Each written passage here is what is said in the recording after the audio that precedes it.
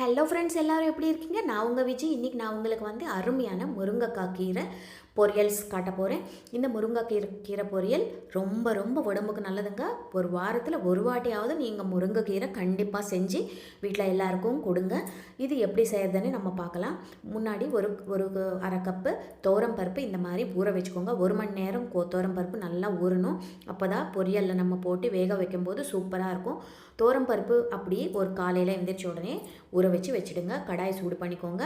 இப்போது ஒரு ஸ்பூன் எண்ணெய் விட்டுக்கோங்க. எண்ணெய் ரொம்ப பிடிக்காது முருங்கைக்கீரைக்கு. ஒரு 2 ஸ்பூன் போட்டால் போதும். இதில் கடுகு ஜீரகம் போட்டுக்கோங்க.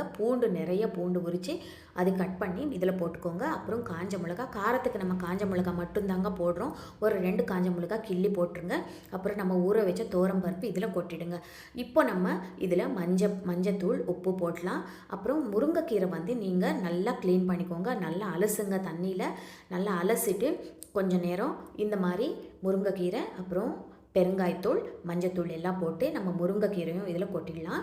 முருங்கைக்கீரை என்னென்னா நம்ம இலசாக இருக்கிற இலை எடுத்திங்கன்னா நல்லாயிருக்கும். நம்ம முத்துன இலை வேண்டாம், கொஞ்சம் பார்த்து எடுத்துக்கோங்க.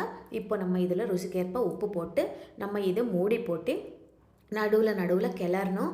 இது அடி பிடிக்கும். நம்ம இதில் கொஞ்சம் தண்ணி வேணால் தெளிச்சிக்கலாம். இப்போ இப்படி மூடி போட்டுங்க.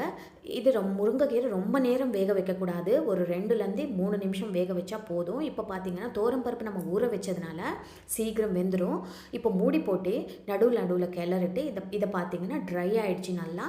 இதில் நீங்கள் வேணால் தேங்காய் பூ ஆட் பண்ணிக்கலாம், தேங்காய் துருவல் ஆட் பண்ணிக்கலாம். இல்லைன்னா இப்படியே பரிமாறுங்க, சூப்பராக இருக்கும்.